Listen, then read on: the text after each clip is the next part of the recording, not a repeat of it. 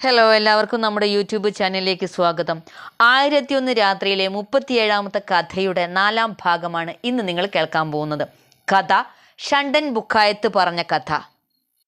ഖലീഫയുടെ പ്രിയപ്പെട്ട കുലൂബിൻ്റെ മരണത്തെക്കുറിച്ചുള്ള രഹസ്യം ഖലീഫ അറിയുന്നിടത്താണല്ലോ നമ്മൾ കഥ നിർത്തിയത്. തുടർന്ന് കേട്ടോളൂ. കല്ലറയിലുള്ളത് മരപ്പാവയാണോ? കുലൂബിൻ്റെ മൃതദേഹമല്ലേ എന്ന സുബിയുടെ ചോദ്യത്തിന് കൂട്ടുകാരി ഇങ്ങനെ മറുപടി പറഞ്ഞു. അല്ല, രാജ്ഞി പറഞ്ഞതനുസരിച്ച് കുലൂബിന് കഞ്ചാവ് കൊടുത്തു മയക്കി 3 ഷണ്ടന്മാർ ചേർന്ന് അവരെ കുഴിച്ചിട്ടുവെത്രേ. എന്ത്? പാവം കുലൂബിനെ ജീവനോടെ കുഴിച്ചിട്ടെന്നോ? ഇല്ല, അല്ലാഹുവിൻ്റെ കൃപ കൊണ്ട് അത് നടന്നില്ല. കുലൂബ് അവിടെ നിന്ന് രക്ഷപ്പെട്ടു. 4 മാസമായി ദമാസ്കസിലെ ഒരു കച്ചവടക്കാരൻ്റെ വീട്ടിൽ കഴിയുകയാണെന്ന് രാജ്ഞി പറയുന്നത് കേട്ടു. അയ്യൂബിൻ്റെ മകൻ ഖാനിം എന്നാണ് അയാളുടെ പേര്. നമ്മുടെ ഖലീഫ തിരുമേനി ഒഴിഞ്ഞ കല്ലറയ്ക്കടുത്തിരുന്ന് കരയുകയായിരുന്നു. അവർ പറഞ്ഞതെല്ലാം ശ്രദ്ധിച്ചു കേട്ട ഖലീഫ ആർത്തട്ടഹസിച്ചുകൊണ്ട് ചാടി എഴുന്നേറ്റു. അടിമ പെണ്ണുങ്ങൾ ഭയന്ന് ഓടിപ്പോയി. അദ്ദേഹം മന്ത്രി ജാഫറെ വിളിച്ച് വരുത്തി കൽപ്പിച്ചു, ഈ നിമിഷം ഭടന്മാരുമായി ചെന്ന് ഖാനിമിൻ്റെ വീട് വളയണം. അവിടെ നിന്ന് എൻ്റെ പ്രിയപ്പെട്ട കുലൂബിനെ മോചിപ്പിക്കണം. ആ ചെറുപ്പക്കാരനെ പിടിച്ചുകെട്ടി ഇങ്ങ് കൊണ്ടുവരണം. അവന് കഠിന ശിക്ഷ കൊടുക്കണം. ഈ അവസരത്തിലാവട്ടെ ഖാനിം കുലൂബിനുള്ള പ്രാതലിൻ്റെ വിഭവങ്ങൾ വാങ്ങാൻ പോയിരിക്കുകയായിരുന്നു. മസാല ചേർത്ത് പൊരിച്ച ഒരാട്ടിൻകുട്ടിയെ വാങ്ങിക്കൊണ്ടുവന്ന് 2 പേരും കൂടി ഭക്ഷിച്ചു കൊണ്ടിരുന്നപ്പോൾ ജാഫറുടെ നേതൃത്വത്തിൽ കുറേ ഭടന്മാർ അങ്ങോട്ട് വരുന്നത് കുലൂബ് കണ്ട്. ഖലീഫ കഥയെല്ലാം അറിഞ്ഞെന്നും അസൂയമൊത്ത് ഖാനിമിനെ അപകടപ്പെടുത്താൻ ശ്രമിക്കുകയാണെന്നും അവരൂഹിച്ചു. വേഗം ഓടിപ്പോയിക്കൊള്ളാൻ അവൾ ഖാനിമിനോട് പറഞ്ഞു. വീട് വളഞ്ഞിരിക്കുകയല്ലേ, ഞാൻ എങ്ങനെ രക്ഷപ്പെടും എൻ്റെ കരളെ? അയാൾ ചോദിച്ചു. അത് ഞാൻ ഏറ്റു എന്ന് പറഞ്ഞ് അവൾ അയാളുടെ ഉടുപ്പ് വലിച്ചു കീറി ഒരു പഴന്തുണി പുതപ്പിച്ച് റൊട്ടിയും മറ്റും നിറച്ച മൺപാത്രം തലയിലെടുപ്പിച്ച് പുറത്തിറങ്ങി പോയിക്കൊള്ളാൻ നിർദ്ദേശിച്ചു. അടിമയാണെന്ന് കരുതി അവർ നിങ്ങളെ പോകാൻ അനുവദിക്കും. എന്നെക്കുറിച്ച് ഭയം വേണ്ട. ഖലീഫയുടെ കാര്യം ഞാൻ നോക്കിക്കൊള്ളാം. യാത്ര പോലും പറയാതെ ഉച്ഛിഷ്ടം നിറച്ച മൺകലവുമായി ഖാനിം വീട് വിട്ടിറങ്ങി. അല്ലാഹുവിൻ്റെ കൃപ കൊണ്ട് പ്രതിബന്ധങ്ങളൊന്നുമില്ലാതെ ഭടന്മാരുടെ ഇടയിൽ കൂടെ അയാൾ നടന്നുപോയി. ജാഫർ കുതിരപ്പുറത്ത് നിന്ന് ഇറങ്ങി വീടിനകത്ത് ചെന്നു. കച്ചവട ചരക്കുകൾക്കിടയിലിരിക്കുന്ന കുലൂബിനെ കണ്ടു. ജാഫർ അടുത്ത് ചെന്നപ്പോൾ അവൾ എഴുന്നേറ്റ് വണങ്ങി. ഈ കണ്ടുമുട്ടൽ ദൈവനിശ്ചയമാണ്. ഞാൻ അങ്ങയ്ക്ക് കീഴടങ്ങുന്നു എന്ന് പറഞ്ഞു. പ്രിയപ്പെട്ട യജമാനത്തി, അയ്യൂബിൻ്റെ മകൻ ഖാനിം എന്നൊരാളെ പിടിച്ചുകൊണ്ട് ചെല്ലണമെന്നാണ് എനിക്ക് കിട്ടിയിട്ടുള്ള കൽപ്പന. അയാൾ എവിടെയുണ്ടെന്നറിയാമോ? കുറച്ച് ദിവസം മുമ്പ് അമ്മയെയും സഹോദരിയെയും കാണാൻ അയാൾ ദമാസ്കസിലേക്ക് പോയി. കച്ചവടത്തിനുള്ള ചരക്കുകളിൽ കുറേയധികം പൊതിഞ്ഞു കെട്ടി കൊണ്ടുപോയിട്ടുണ്ട്. കൂടുതലൊന്നും എനിക്ക് അറിഞ്ഞുകൂടാ. ഇതാ ഈ പെട്ടിയിൽ എൻ്റെ ആഭരണങ്ങളാണ്. ഇത് കൊട്ടാരത്തിൽ ഏൽപ്പിക്കണം.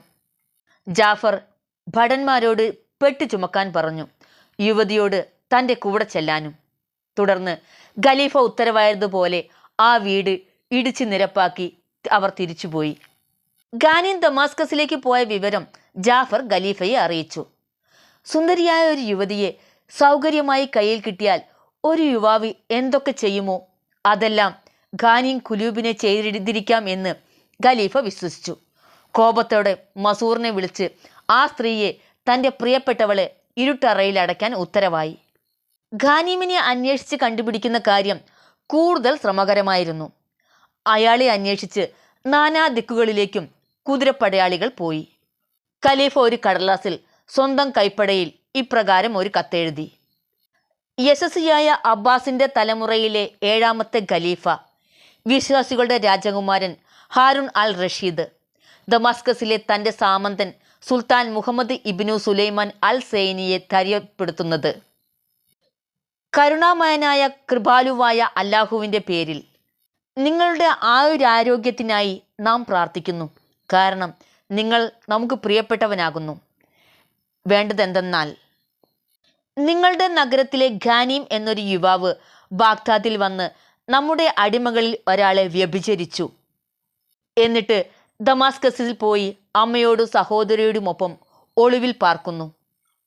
അവനെ പിടിച്ചുകെട്ടി 100 അടി കൊടുക്കേണ്ടതും ഒട്ടകപ്പുറത്ത് കയറ്റി തെരുവിൽ പ്രദർശിപ്പിക്കേണ്ടതുമാകുന്നു. യജമാനന്റെ മുതൽ മോഹിക്കുന്ന അടിമയ്ക്കുള്ള ശിക്ഷയാണെന്ന് വിളിച്ചു പറയണം. അത് കഴിഞ്ഞ് അവനെ നമ്മുടെ മുമ്പിൽ ഹാജരാക്കണം. പിന്നീടുള്ള ശിക്ഷ നാം നിശ്ചയിക്കും. അവൻ്റെ വീട് ഇടിച്ചു നിരത്തണം. അവൻ്റെ അമ്മയെയും സഹോദരിയെയും 3 ദിവസം നാട്ടുകാർ കാണുക നഗ്നരായി നിർത്തണം. എന്നിട്ട് നാട് കടത്തുകയും വേണം. ഈ ഉത്തരവ് അക്ഷരം പ്രതി നിങ്ങൾ നടപ്പിലാക്കേണ്ടതാകുന്നു. നിങ്ങൾക്ക് ശാന്തി ഭവിക്കട്ടെ. ഒരു സന്ദേശവാഹകൻ ഈ കത്ത് ദമാസ്കസിൽ എത്തിച്ചു.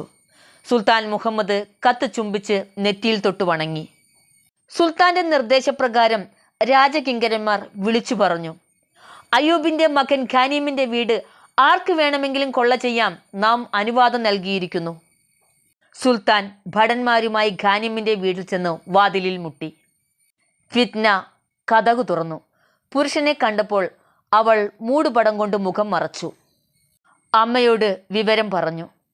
മകൻ മരിച്ചു പോയെന്ന് കരുതി വീടിനുള്ളിൽ കല്ലറ തീർത്ത് അതിന് സമീപത്തിരുന്ന് കരയുകയായിരുന്നു പ്രായം ചെന്ന ആ സ്ത്രീ.